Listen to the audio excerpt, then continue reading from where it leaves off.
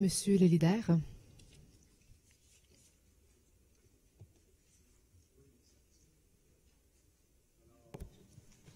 Oui, Madame la Présidente, à cette étape-ci, je vais ramener le point 2008 du Conseil municipal et que je lis ainsi, qui est d'approuver un projet d'entente entre la Ville, Société d'habitation et de développement de Montréal, les immeubles des brasseries Molson Unité, Réseau Sélection Développement Inc. et 91 80 37 42 Québec Inc., visant notamment la cession à titre gratuit d'immeubles à des fins de parc et de réserve foncière et d'une servitude de passage à des fins publiques, ainsi que l'acquisition d'un immeuble par la Ville afin d'y réaliser un pôle civique et un projet résidentiel par la Société d'habitation et de développement de Montréal, situé sur le site de Molson, en considération de la renonciation par la Ville et la SHDM des droits qu'elle détient sur ce site dans l'arrondissement Ville-Marie. Il va y avoir un addenda un amendement en fait, un addenda qui doit faire l'objet d'un amendement qui vous est déposé en ce moment. Avant qu'on continue, Mme Boisvert-Roy, je laisserai M. Doré le présenter. Ça aiderait à la clarification de nos travaux et ensuite, on pourra prendre les tours de parole. Merci beaucoup, Monsieur le leader. Monsieur Doré, à vous la parole. Oui, merci beaucoup, Madame la Présidente. Alors, je veux mentionner, donc, je veux expliquer cet amendement qui est donc distribué séance tenante. Elle a été travaillée durant la fin de semaine.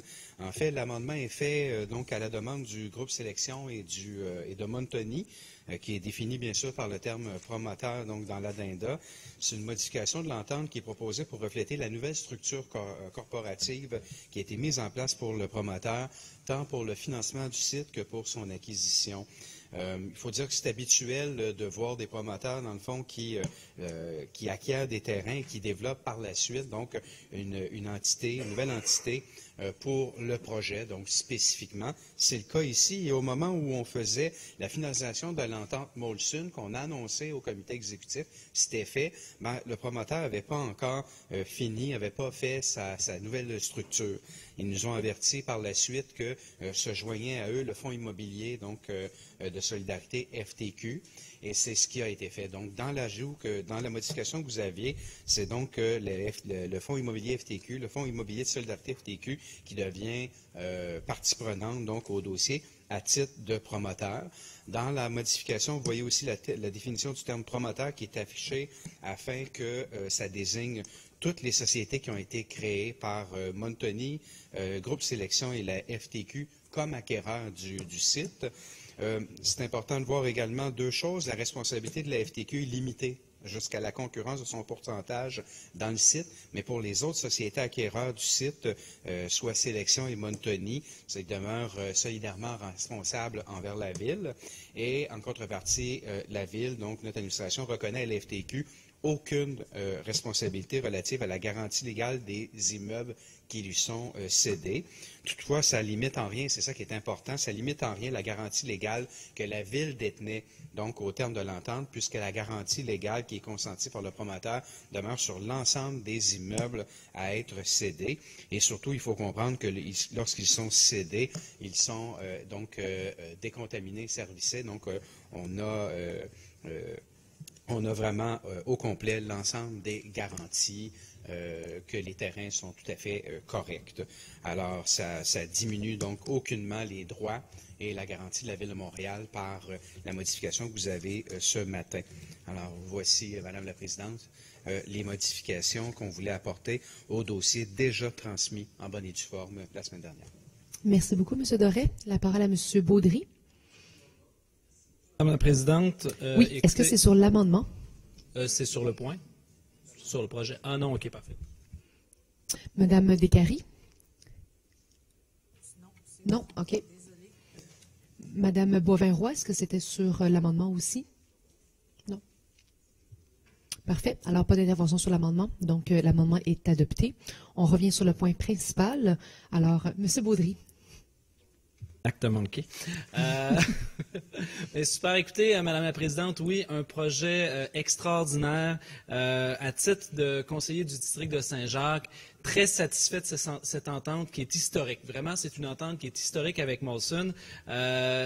comment faire d'un événement inopportun une opportunité, le départ de Molson de l'île de Montréal, en refaire une requalification de terrain, mais le faire aussi au bénéfice des Montréalais, Montréalaises. C'est une chose extraordinaire qu'on n'a pas souvent l'occasion de faire dans le cadre d'un mandat politique. Eh bien, nous, on le fait.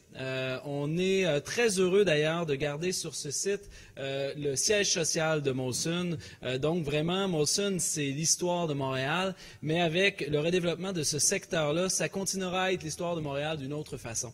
Vraiment, un site qui est patrimonial, qui offre une vue imprenable sur le fleuve Saint-Laurent, un site qui est aux portes, en fait, du centre-sud, qui est aux portes du Vieux-Montréal aussi.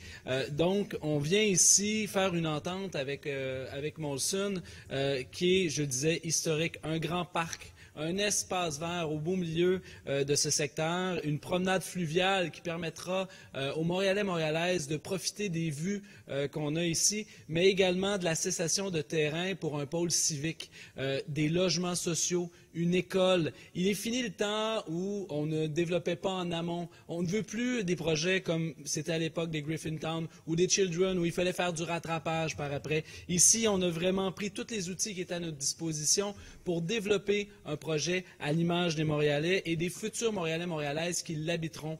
Un environnement qui sera mixte, un environnement qui sera sain, avec des espaces verts, avec des écoles, avec des services, mais également, on prévoit aussi une option d'achat sur un pôle économique, donc d'avoir des options aussi supplémentaires pour offrir des services à cette population-là, qui seront desservis en partie quand même par l'artère Sainte-Catherine, mais où on va pouvoir développer des projets très innovants. Donc, vraiment, un milieu de vie qu'on vient créer ici avec cette entente. Alors, je souligne vraiment le travail extraordinaire de tous les partenaires. Quand la Ville de Montréal, les promoteurs, les partenaires économiques, les partenaires communautaires se mettent ensemble, eh bien, voilà ce que ça donne, un projet structurant, structuré et un milieu de vie pour tous les Montréalais et Montréalaises. Merci, Madame la Présidente. Merci beaucoup, M. Baudry. La parole à Mme Boisvert-Roy. Merci, M. Baudry, pour vos commentaires. Vous permettrez qu'on partage avec vous cet enthousiasme, puisque l'ancienne administration aussi est un partenaire important dans ce dossier-là, avec tout le travail qui a été fait sur le droit de préemption et les capacités de négociation et finalement d'aller chercher le statut de la métropole et d'être en mesure d'insérer au niveau de la Charte de la Ville de Montréal au niveau des articles 151.1 et suivants au niveau de l'annexe. Alors, cette possibilité-là d'avoir le droit de préemption qui a été inscrit avec la présente administration le 19 novembre 2018 relativement au terrain de Molson. Alors, c'est certain qu'on est très fiers de pouvoir avoir contribué à ce niveau-là. Et évidemment, on va regarder avec grand intérêt le déploiement de ce projet. On comprend qu'à ce stade-ci, on est en une entente de principe. Il y a encore beaucoup de détails à venir sur le développement. Donc, j'espère que vous nous tiendrez au courant sur le développement. Également, on se réjouit du fait que l'immeuble 4, ultérieurement, va être une session à la SHDM qui va être en mesure de mettre en place un projet mixte résidentiel. Et j'imagine que vous allez aussi nous tenir au courant pour ce qui est du potentiel pôle économique qui va se joindre au pôle civique. Alors, on va bien sûr continuer à travailler avec vous en collaboration dans ce dossier. Merci. Merci beaucoup, Mme Boisvert-Roy. Monsieur le chef de l'opposition. Merci, Mme la Présidente. J'aimerais rien que rapidement renchérir sur les propos de ma collègue. J'ai entendu M. Baudry souligner comme quoi c'est vraiment une entente historique, comme quoi ça nous permet de effectivement avoir une meilleure planification. Évidemment, c'est une entente de principe. Il y a des éléments qui sont très intéressants, il faut le reconnaître, à tel point que c'est vrai que dans le passé, on n'a pas eu de telles ententes. Mais il faut souligner que la raison pour laquelle, c'est qu'on n'avait pas assez de leviers. Ça a été reconnu par tout le monde, par cette administration, par Mme la mairesse en premier. Avec le droit de préemption, nous avons la capacité de pouvoir négocier d'égal à égal avec les promoteurs, avec les propriétaires, ce qui n'était pas possible auparavant. Et puis, il ne faut pas se leurrer, sans un tel droit, on ne devrait pas croire qu'une administration, qu'un promoteur serait volontiers départi d'autant. Alors, j'apprécie les propos de mon collègue Baudry. Je pense que, en toute humilité, ça aurait été peut-être, ce n'aurait pas été inapproprié de reconnaître l'apport de ce droit de préemption qui a été négocié dans la loi sur la métropole, mais ça lui revient ou non d'en parler. Merci. Merci, Monsieur le chef de l'opposition. Monsieur Doré. En droit de réplique, Madame la Présidente, alors, écoutez, nous, on n'a pas de problème à le reconnaître. Si on n'a pas été aussi explicite, effectivement, c'est grâce au nouveau pouvoir sur le droit de préemption qu'on a pu négocier et avoir peut-être un peu plus de pogne. Ceci dit, ça ne fait pas des miracles. Il faut avoir la volonté de le faire.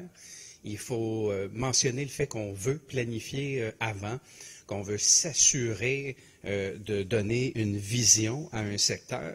Et ça, la mairesse de Montréal et notre administration l'avait pour ce site. On avait la volonté ferme d'arriver, d'en faire un milieu de vie, de s'assurer de redonner les berges aux citoyens dans un secteur déstructuré, de l'inscrire dans une vision plus large également avec un PPU, un programme particulier d'urbanisme qui est en cours d'élaboration. Et ça, ça aurait pu être fait dans une administration précédente pour Griffintown. Et je me souviens qu'il y avait un certain maire du Sud-Ouest qui n'aurait pas eu à combattre pendant des années à demander qu'il y ait une vision sur l'ensemble du secteur. Et ça aurait pu être fait également par l'administration précédente sur le Children, où on a eu par la suite, pas nécessairement ce qu'on voulait, parce qu'il n'y avait pas nécessairement la volonté de le faire. Alors, la première des choses, c'est avoir de la volonté, de l'exprimer à l'ensemble des promoteurs, de dire que le développeur d'une ville, c'est la municipalité, et par la suite, utiliser l'ensemble des pouvoirs pour arriver à nos fins et y arriver peut-être plus facilement. Alors oui, le droit de préemption que votre administration est allée chercher au gouvernement du Québec, certes, mais ce qui démarque notre administration des deux précédentes, c'est le fait qu'on a une vision claire pour la ville, dans un secteur où l'urbanisme est fort, où on veut donner une qualité de vie, redonner les berges, et surtout donner le message que c'est nous qui planifions le développement et qu'on utilise tous les outils à notre disposition. Merci, Mme la Présidente. Merci beaucoup, M. Doré. Donc, ce point est adopté. Monsieur le leader.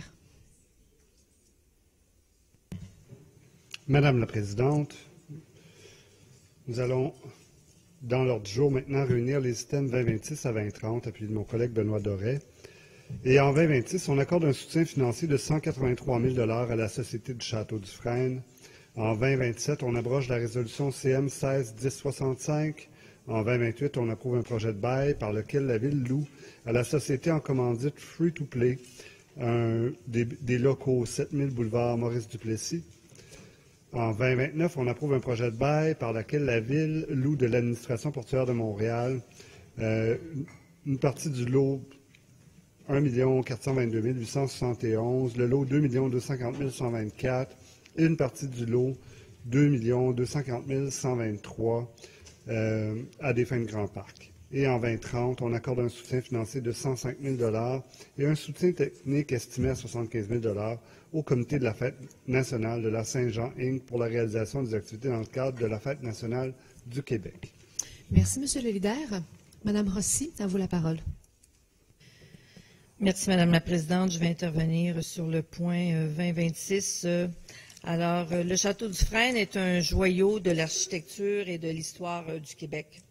Il s'inspire de Petit Trianon de Versailles. Alors, on peut dire que c'est un bout de Versailles qui est ici chez nous à Montréal. Je pense donc que tous les élus présents ici aujourd'hui s'accordent à dire à quel point ce monument historique inscrit au registre des biens culturels du Québec est important dans le monde culturel municipal, également national. Alors, depuis 2008, la Ville de Montréal, en partenariat avec le ministère de la Culture et des Communications, verse un montant de 90 000 $ par année au musée. La subvention permet au musée de présenter des expositions pour le public, des programmes pédagogiques et des visites guidées. En 2016, une étude commandée par le service de la Ville faisait état de la situation précaire du château. Le service de la culture de la Ville avait donc décidé d'accompagner étroitement l'organisme en charge du château. Le plan de redressement comprenait des rapports de suivi et une subvention de 180 000 sur 2 ans. En 2017, les efforts avaient porté leurs fruits et le château commençait à sortir de sa situation précaire. Mais il reste plusieurs choses à peaufiner pour assurer la pérennité du musée. Alors, Madame la Présidente, au Conseil dernier, du 13 mai 2019, on apprenait que le château allait subir des travaux de remise à neuf et que pour éviter de la mettre une nouvelle fois dans une situation précaire, ce dernier allait rester ouvert tout le long des travaux. Et aujourd'hui, on apprend que pour accroître son attractivité, le château va proposer un virage initiant l'institution à des démarches collaboratives sur 2 ans et basées sur 3 axes d'intervention. Un redéploiement de l'offre scolaire, le développement d'une offre spécifique pour les familles et la construction de ponts et de co-création avec les communautés immigrantes. Ensemble, Montréal est très heureux d'apprendre tout cela. Vraiment, ça nous fait un immense plaisir, Madame la Présidente. Mais on se demande comment le château va se permettre de restructurer son offre avec seulement 1 846 $ de plus par année, parce que c'est ce qu'on offre actuellement. En effet, le soutien passe de 90 000 par année à 91 846. Alors, il faut nous expliquer comment la Ville s'attend à ce que l'organisme mette en place un nouveau projet structurant avec un budget de seulement 2 % de plus que celui de l'année dernière. Merci, Madame la Présidente. Merci, Madame Rossi. Monsieur Miele, à vous la parole. Merci, Madame la Présidente. J'aimerais simplement poser une question, savoir si il doit y avoir une cohérence entre le fait que nous avions, il y a un peu plus d'1 an, appelé, modifié, ajouté dans le nom des musées du Château du Frêne également le nom de Ninkeri.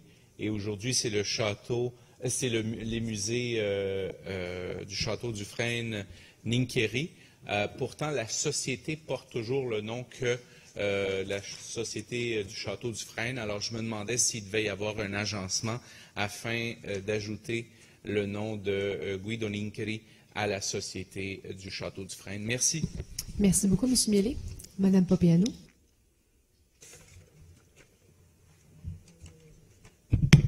En droit de réplique, vous voulez intervenir de nouveau sur le 2026. Parfait.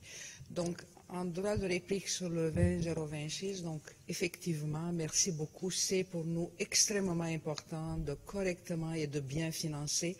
Mais comme vous le savez aussi, le musée a déjà pris un virage important, un virage dans la gouvernance, un virage de réorganisation. Nous sommes encore sur l'entente sur le développement culturel. Donc, bien sûr que les préoccupations sont grandes, mais je tiens à vous assurer que pour le service de la culture et pour notre administration, le musée Ninkeri du Frêne reste un point important. Et effectivement, je veux porter votre suggestion afin que la société aussi qui gère le musée s'accorde avec le nom du musée. Donc, merci aussi pour vos commentaires. Je profite aussi pour intervenir sur le point 20030. Je vais vous laisser la parole. Donc, nous sommes très fiers de financer le comité de la fête nationale, la fête de la Saint-Jean-Baptiste, pour la réalisation du grand spectacle qui aura lieu le 23, mais aussi le défilé du 24.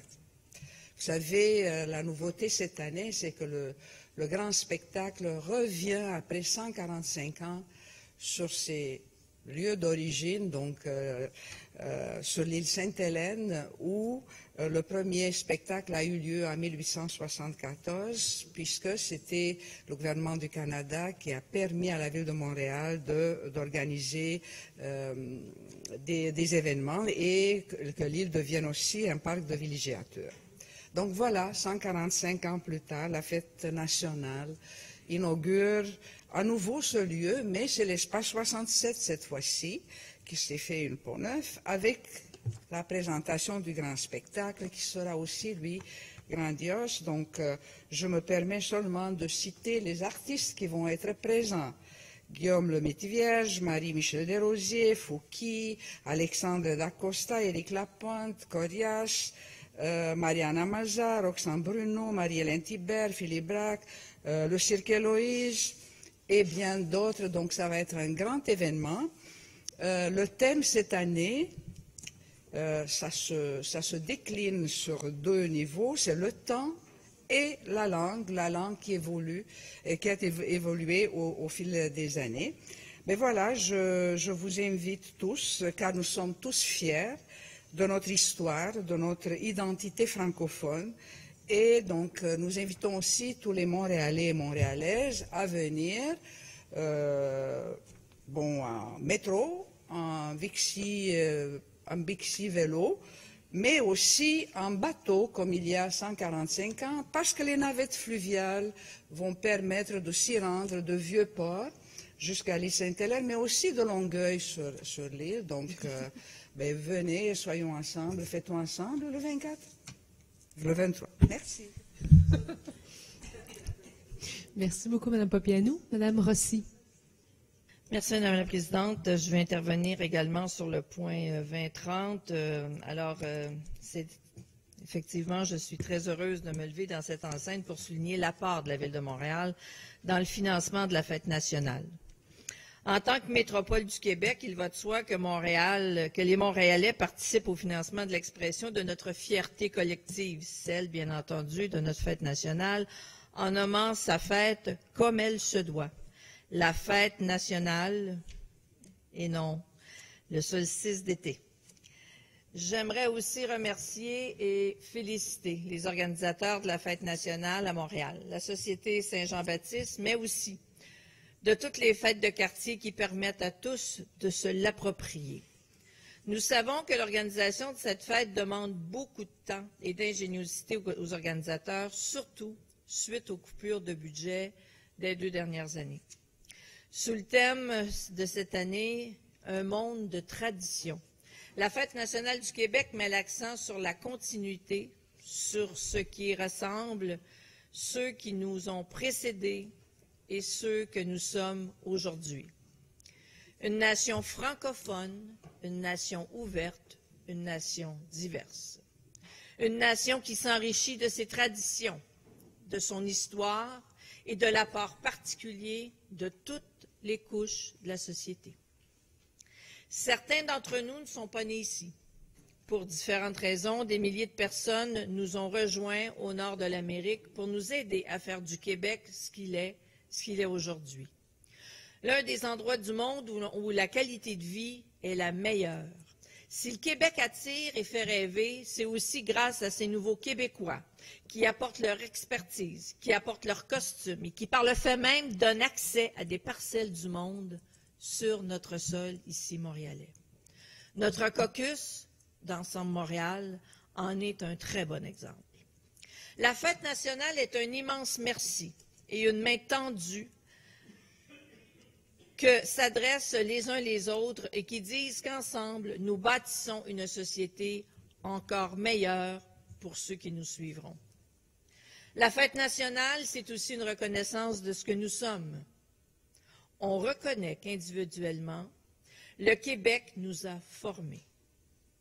Il nous a bercés avec ses chansons, instruites avec ses institutions. Il nous soigne quand nous en avons besoin. Il accompagne nos enfants avec équipes sportives et ses camps de jour.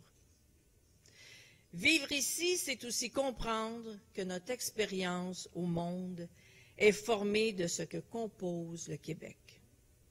J'invite donc tous les Montréalais, en fait, à la Fête nationale à Montréal, mais également, comme je le disais précédemment, dans les arrondissements, vivre dans nos quartiers, proches de chez nous. Alors, j'invite les gens à participer aux fêtes et aux spectacles qui se vivent dans chacun de nos arrondissements. Bien sûr, le Grand Spectacle de Montréal, mais surtout, fêter dans vos arrondissements qui vous offrent une programmation sûrement bien spéciale. Merci, Madame la Présidente. Merci beaucoup, Mme Rossi. Alors, ces points sont adoptés. Alors, il est toujours -2 lorsqu'on prend nos pauses, mais je vous offre toujours 2 minutes supplémentaires pour en profiter. Bon appétit, à tout à l'heure. J'aimerais vous faire un petit mot simplement pour vous dire qu'on doit quitter la salle du conseil lors de l'heure du lunch parce que il y a des personnes qui laissent des choses personnelles ici. Alors, malheureusement, on ne peut pas rester dans la salle pour manger. Je vous inviterai à utiliser les différents locaux dans l'hôtel de ville pour pouvoir manger. Merci.